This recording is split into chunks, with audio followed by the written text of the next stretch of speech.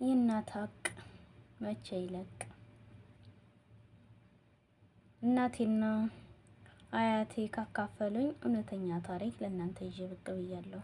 አሰላሙ አለይኩም ወራህመቱላሂ ወበረካቱ። ውድ የተከበራችሁ የቻናል ቤተሰቦች በያላችሁበት የአላህ እዝነት ራህመት ከእናንተ ጋር ይሁን እያሉ ዛሬ በአዲስ ርዕስ ከች ብያለሁ ማለት ነው። የእናት ሀቅ መቼ ይለቅ በሚል እውነተኛ በጣም አሳዛኝ ታሪክ ነው። አብረን እንስማው ማለት ነው። ይህንን ታሪክ የምጽፍላችሁ በቅርቡ አያቴና እናቴ ካካፈሉኝ ነው። እውነተኛ እና እዚሁ ሀገራችን ውስጥ የተከሰተ ጉድ የሚያስብል ነው። በመጀመሪያ ታሪኩ በቅርቡ ከአንድ ወይም 2 ዓመት በፊት የተከሰተ ነው። እናቴ ከልጆቿ ጋር ኑሮዋን መስርታ መኖር ከጀመረች ሰንብታለች። የመጀመሪያ ትሁን ባይነግረኝም ታላቅ ልጅ ትዳር መስርታ መኖር ጀምራለች። ታዲያ ታናሹ ወጣት ልጅ ሆይ እናቱ ላይ እንደ ልቡ ይደነፋል። በዚህ ስራው እናት ከልብ ትፈራዋለች። ፍራቻዋ የመነጨው እሱ ለሷ ከሚያሳያት ትዕቢት እንጂ ሌላ አይደለም። ይገርማል እሱ ነገር። ሽንቱን በእጁ ጠርጋ ያሳደገችው እናቱን ግልምጫውን አንሶ ሊመታት ይቃጠዋል። ምን አይነት ጭንቅላት ነው ይህ የሚቀበለው? እናም ከእለታት በአንዱ ቀን ልጅ ለእናቱ የሞባይል ስልክ ቻርጅ እንድታስደርግለት አስጠንቅቆ ይሰጣታል። መቼ ጉድ!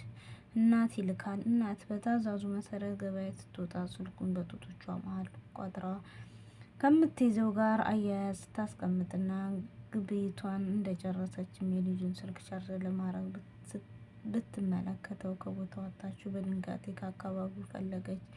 ስትባክን ላምን ልታገኝ ስልቻቻት በፍራቻ ወደ ታላቅ ልጇ ቤት አመራች። 9 ወር ሆዷ ተሸክማ 2 ዓመት ያጠባችውን ተንከባክባ ቆጥታ ያሳደገችው ልጅ ትፈራዋለች። የሰው ነገር እኮ ጉድ ነው ወዳጆቼ። ግን ልጅ ቤት ደርሳ ችግሩን ነገረቻት። ስልኩን ካስቀመጠችበት መጥፋቱን ልጅየውም እንደሚገላት አስረድታት አብራታ እንድትሄድ ተማጸነቻት። ልጅ ምንም ሳይመስላት አረ እማዬ ምንም አያደርግሽም ይልቅ እመጣለሁ ሂጂ ብላ ከነፍርሃቷ አሰናበተቻት። እናት ሁሉም ነገር ጠቦባታል። ቤት ስትደርስ አንዳች ክፉ ነገር እንደሚገጥማት ጠርጥራለች። ከዚህ ስሜት ጋር ቤት ደረሰች። ቤት ስትደርስ አንዳች ክፉ ነገር እንደሚገጥማት ጠርጥራለች። የማይደረስ የለም። ከዚህ ቤት ደረሰች። ልጅየው ከ2 ጓደኞች ጋር ሆኖ ቤቱ ተቀምጧል። እናት ከበሩ እንደገባች በጥያቄ ጀመር። ስልኩን ስጭኝ ብሎ ከተቀመጠበት ወደ እሷ ተራመደ። አንዳች ነገር እንዳይደርስባት የሰጋችው እናት ተረበደበደች። ልጁ ከሚያደርስባት ክፉ ነገር ለማምለጥም እንዲህ ብላ የጠፋውን ስልክ እንደምትክሰው ለማሳመን ንግግሯን ጀመረች። ይኸውልህ የኔ ልጅ እኛ ቤት ያለችው ላም ከነጥጃዋ ወስደህ መሸጥ ትችላለህ። በምታገኘው ብርም የጠፋብህን ስልክ ትተካለህ። ስልክ ካስቀመጥኩበት ወድቆ ጠፍቷል። አንዳች ነገር እንዳይደርስበት ትጠነቀቃለች። ልጄ ይህንን ንግግር እየጠበቀ ይመስል እናቱን ዘሎ አነቃት። ጉሮሮዋን ይዞ ትንፋሽ እስኪያጥራት አንጠራጠራት። ውይ የሰው ጭካኔ! እናት አንቆ ለመግደል ይቃጠል፣ ሊያውም በተልካሽ ምክንያት በስልክ። ምን አለ እንኳን ስልኩን ልጁ እንኳ ብትደግልበት ባይነካት እኮ እናት ናት። እሷ ባትወልደው ከየት አባቱ ይገኝ ነው? የጠፋበት ስልክ ዋጋ እጥፍ የሚሆን ንብረት ተክተህ ውሰድ ብላ እየተማጸነችው በእንቢተኝነት ጽና እንዳይነቃትም እዛው ገደላት። አዎ እናቱ አንቆ ገደላት። የአላህ ለተራ ስልክ ብሎ እሱም ስልኩን እንዲያገኝም የመጀመሪያ ሰበብ የነበረችው እናቱን ገደል። በድርጊቱ በጣም ነበር ያዘንኩት። እናቴ ይህንን ስትሰማ በጣም ነበር ያለቀሰችው። የሞተችው ባታውቃትም ሰው ሊያየው እናት በልጇ ታንቃ ስትሞት መስማት ይዘገንናል። ታላቅ እህት ሮጣ ወደ ቤት ስትደርስ እናት መሬት ላይ ተዘርራለች። አይኗ ማመን አልቻለም። አኡታዋን አቀለጠችው። ልጅ ምን እንደገጠመው በክፍል 2 ከዛም እንግዲህ ታላቅ እህት ሮጣ ወደ ቤቱ ስትደርስ እናት መሬት ላይ ተዘርራ አይኗ ማመን አልቻለም። አልቻለችም። ይህ ሁሉ አውቷን አቀለጠች። የአካባቢው ሰው ወደ ቦታው አቤት ሲል ተሰናበተ። ነገሩ ካለቀ ወዲህ ምን ይፈነደዋል ነው ህዝቡ ጉድ እንዲል። ልጅ እናቱን ገድሎ ሬሳዋን ላይ ቆሟል። እህት በለቅሶ እናት ላይ ተደፍታ ታለቅሳለች። አይ ወይኔ አደኩ ሲል አጄሴ ሚስቲ እህቴ በኦሮሞኛ እያወራች ትንቀሳቀሳለች።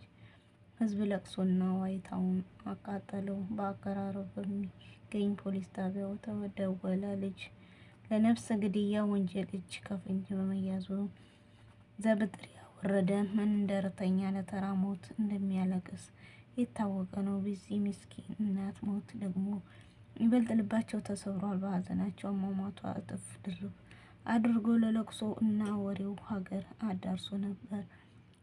መቼስ ሬሳን ተሸክመው አይቆዩ። እናት ልትቀበር በእስልምና ስርዓት መሰረት ሰውነት ተገልጣ በነጭ አቡጂጃ ከፈን ተጠቅና ወደማይቀረው ቤት መጓዝ ነው። በእግሯ ላትሄድ ሸክም አይቀርላትም ነው ሀገር አይቶት የማያውቀው ጉድ እንግዲህ የገጠማቸው። የእናት ሬሳ ጀናዛ ተገንዞ ከተከፈነበት ቦታ ንቅቅ አልልም አለ የሀገሩ ወጣት። ወጠሽ ምሻ ሲያነሳው ቢሞክር ፍንክች አልላለ። በተቀመጠበት ቦታ እንደ አለት ደርጎ ወደ ላይ ሚያነሳው ጠፋ።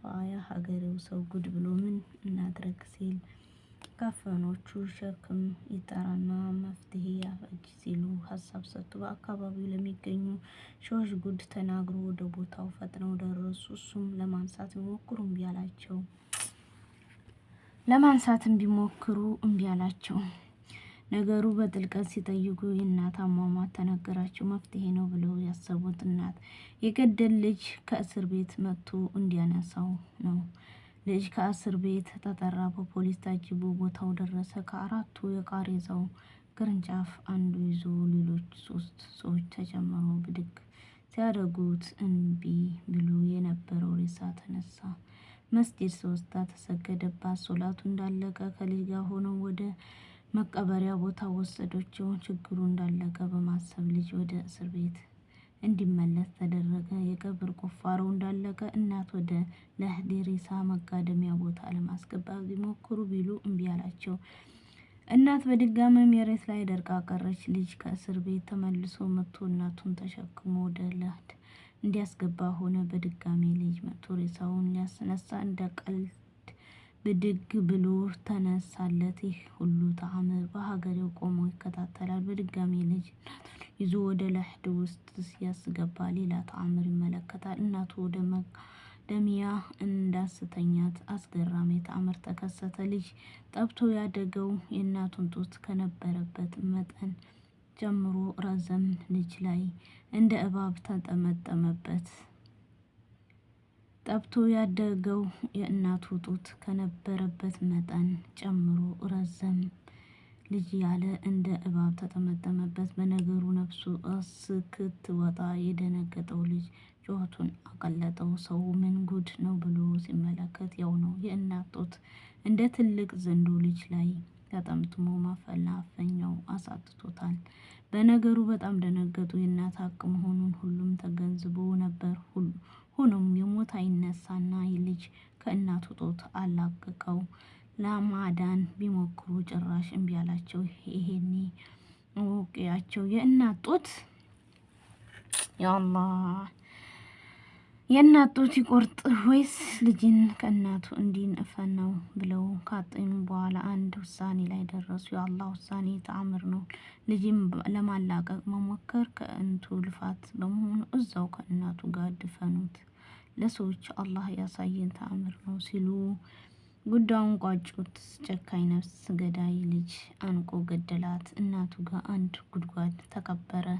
ነገሩን በዚህ ተቋጨ። ወዳጆች አሁን ላይ ልጅ እናቱን መግደል፣ አባቱን ማሰቃየት ብሎም ህይወቱን ማጥፋት እየበዛ ይገኛል። ከዚህ በታይ ሳይሆን አሳሳቢው የእናት አባት አለማክበር፣ ትዕዛዛቸውን አለመፈጸም ሌላው ትልቅ ወንጀል ነው። ወዳጆቼ ወላጆቻችሁን የእናት ጌጥ ብቻ ሳይሆን መነሻቸውም ናቸው። በእነሱ የሚያፍር እና መብታቸውን የማይጠብቅ ከእንደዚህ አይነቱ ውርደት እስከ መጪው ዓለም ቅጣት ቢጠነቀቅ ይሻላል። አደራችሁን በህይወት ላሉት እዝነትና ርህራሄ ሰተን ከተንቢል ግልምጫ በመቆጠብ ደስተኛ እናርጋቸው።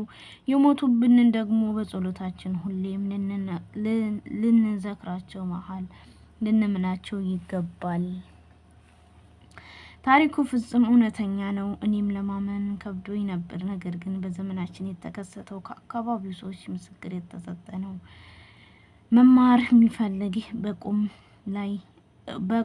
በቂና ከበቂም በላይ ነው።